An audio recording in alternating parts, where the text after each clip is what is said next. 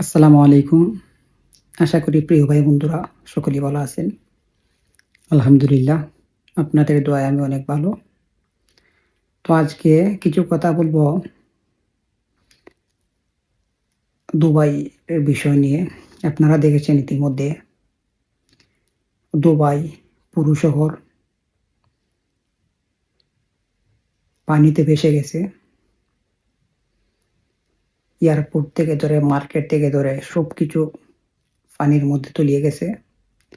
তো এটার জন্য দায়ী কারা? এই গজব কিসের জন্য আসলো তাদের উপরে? মূলত এটার জন্য তারা নিজেরাই দায়ী। আরব কান্ট্রির মধ্যে দুবাই এমন একটি অবস্থানে গেছে যেটা বলার কোনো ভাষা নেই। এত জঘন্য অবস্থানে চলে গেছে। তো আল্লাহ পাক ছাড় দেয় কিন্তু ছেড়ে দেন না। এই যে আমাদের বাংলাদেশে বর্তমান পরিস্থিতি আপনারা দেখেছেন, আলপনা কল্পনা যা শুরু হয়েছে এই পহেলা বৈশাখী নামে যে অশ্লীলতা শুরু হয়েছে, জানি না আল্লাহ পাক কোন দিন এমন গজব আমাদের উপর নাজিল করেন। তো এসব দেখে আমাদের শিক্ষা নেওয়া উচিত। কারণ সীমা লঙ্ঘনকারী আল্লাহ পাক পছন্দ করেন না।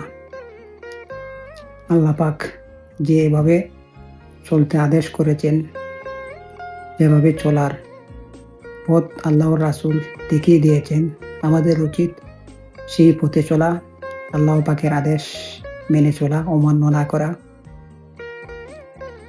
আল্লাহ পাকের আদেশ অমান্য করলেই বিপদ।